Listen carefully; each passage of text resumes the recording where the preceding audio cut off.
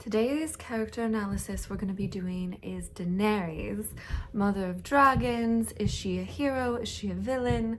Let's see what tarot has to say when we pull some cards to analyze her character in the Game of Thrones series.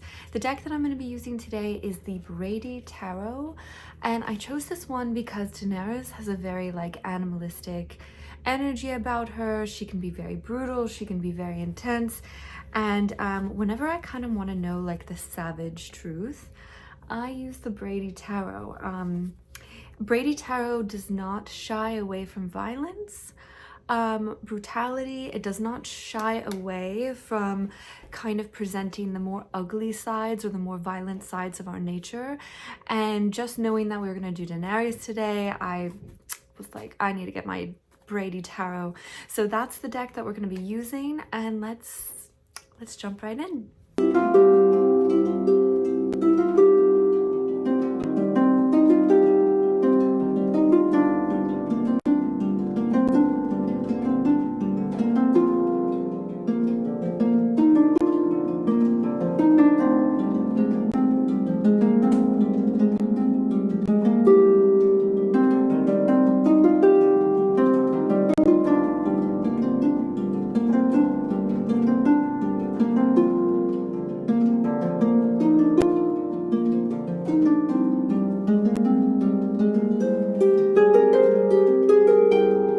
The Tower definitely represents Daenerys' character in the Game of Thrones series. Not only is it engulfed by flames, I mean, we see a tree here just absolutely set on fire, which is her signature move. This is her energy. Fire is destruction and chaos and madness. But the Tower card also symbolizes turmoil and upheaval. Every single place that Daenerys goes to, there's no peace. There's always upheaval, there's always turmoil, there's always suffering. She perceives herself as, the light bearer and the breaker of chains, but she's also a destructive force. When I'm watching the Game of Thrones series, one major reoccurring problem that Daenerys encounters is this kind of divine spiritual birthright onto the Iron Throne. And we can see this represented by the High Priestess card. The High Priestess represents intuition, sacred knowledge, divine insight, but when it is in the challenge position, this is read in the reversal, so that means that this is blocked or corrupted. This energy is blocked or corrupted. We see that throughout the entire series, Daenerys genuinely believes that she is the divine ruler, that she has divine right or sacred knowledge because of her Targaryen bloodline. This kind of divine right, this divine birthright as the mother of dragons or the ruler of Westeros, is corrupted. I'm no ordinary woman. My dreams come true. I'm sorry, little princess. I am not your little princess. I am Daenerys Stormborn of the blood of old Valyria, and I will take what is mine. With fire and blood, I will take it. Yes.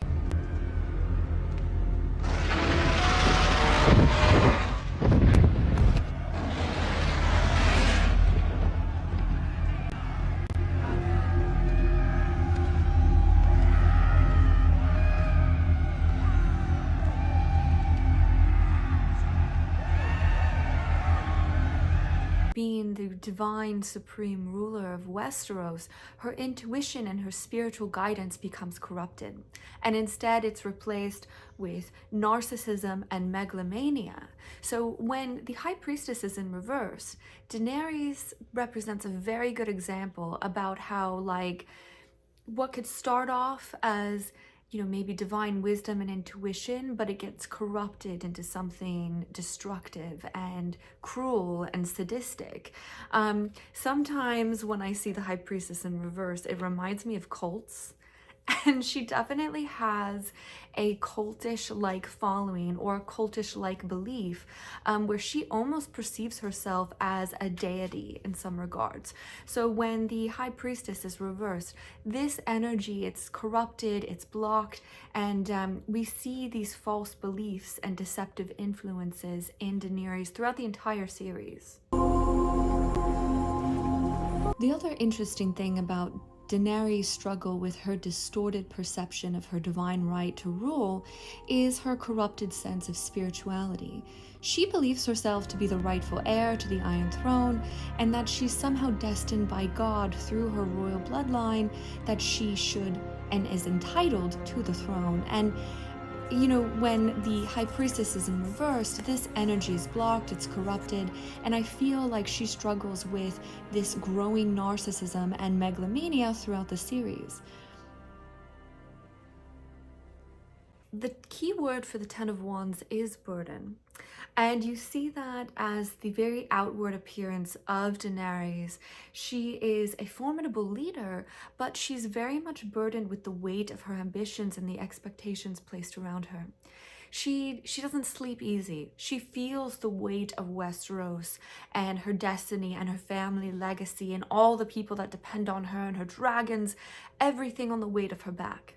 Now, who Daenerys is on the inside, her internal makeup, her kind of internal subconscious driving force, who she is, who her spirit is, we got the Nine of Pentacles, which the keyword is accomplishment. Now, it doesn't matter if you love Daenerys or if you hate her, nobody can deny that she accomplished a lot in her time as queen. She started off as like a very timid, meek and mild slave girl, and she graduated to command armies and kingdoms and dragons. She absolutely had strength and ambition and drive, and she accomplished a lot.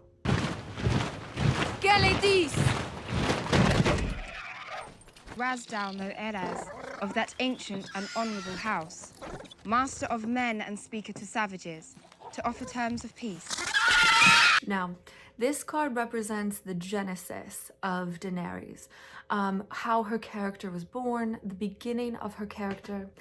And I was not surprised that I got the Empress. I mean, she is the mother of dragons, and very much her character begins when her dragons are born.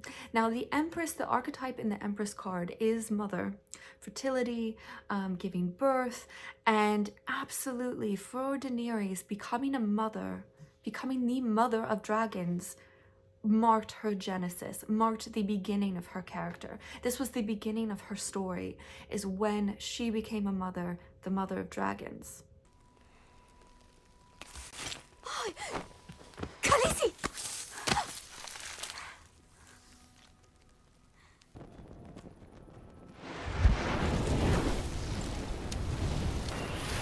Funeral pyre of her deceased husband, Khal Drogo, Daenerys takes the 3 dragon eggs, and in this pivotal moment, she becomes the mother of dragons, or the archetype that's embodied by the Empress.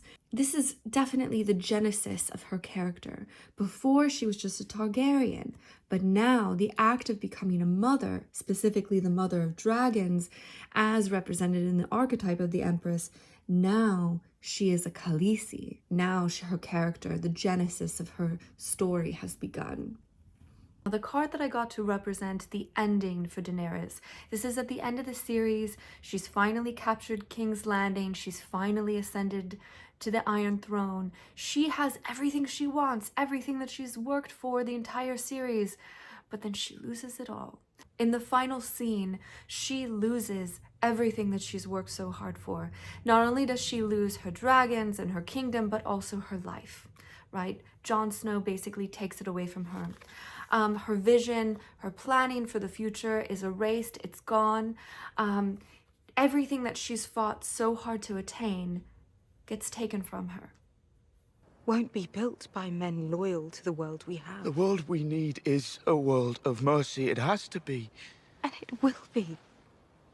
Now, at the end of the series, she has successfully captured King's Landing. That was her lifelong goal. That was her dream to reclaim the Iron Throne. And that had been her plan all along. But instead of following her vision and her plan, she decides to be a deeply tyrannical sadist and burn the city to the ground with dragonfire. She instead embraces the tower energy, and she burns everything, including the deaths of countless innocent civilians, women, children, people that are completely innocent in this whole thing. And her actions are pretty shocking to everyone, as the tower is, including Jon Snow. And he confronts her. And even though he feels like he has no other choice, he does assassinate her to prevent further bloodshed and further tyranny. What is interesting about the reverse Three of Wands here is that her death marks the end of her quest. This is the end of her quest. Now, this card represents Daenerys' personality, who she is, what is the main personality trait that she has throughout the series. And I got the Nine of Wands reversed. And this typically means someone who's very stubborn, someone who's very obstinate, someone who has a chip on their shoulder. This is absolutely Daenerys' personality. She is someone who is very resilient, does not give up. She very much sticks to her guns, even if that's not the best choice for her. The other thing about this card that reminded me is she's always saying, bend the knee, bend the knee, bend the knee. This is very much her obstinate will that she is forcing. This is part of her personality. She's very much an enforcer, and she wants people to bend the knee to her. So the Nine of Wands reversed is very much indicative of Daenerys' personality. Now, it's very interesting that I got the Reverse Magician to represent the characters around Daenerys. This archetype, when it's in reverse, represents manipulation, lies, deceit, cunning, someone who's very crafty, and it absolutely reminded me of Varys, the Master of Whispers, and Littlefinger with his schemes and his plots, and also Cersei, right? So definitely when it comes to the other characters that are pursuing the Iron Throne, there's a lot of backstabbing, plotting, scheming, planning. Definitely, these are the influences that Daenerys has to encounter as she's pursuing the Iron Throne. So ultimately, the advice that I would give Daenerys would be to embody the Queen of Swords or the Mother of Arrows archetypes within her.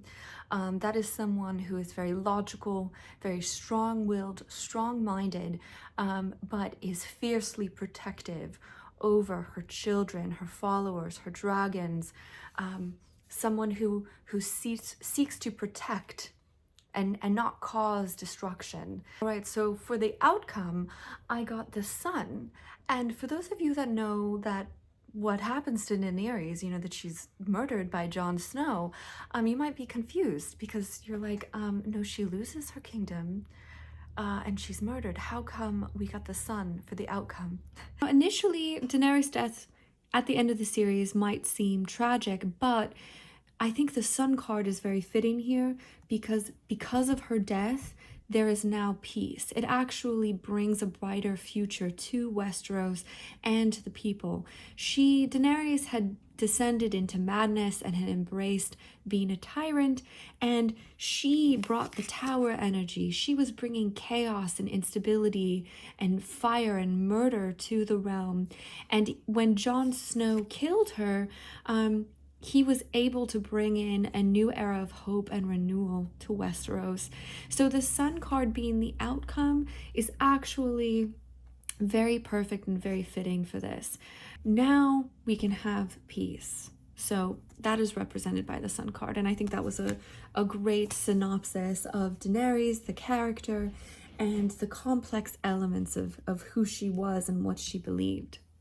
Now, it's important that when we're reading tarot, if you really want to gain context and depth to your reading, that you combine the cards together so you can really see more view. So here we have for her, the outcome, we got the reversed Three of Wands, which talk about the loss of everything that you've planned for, but then we have the Sun.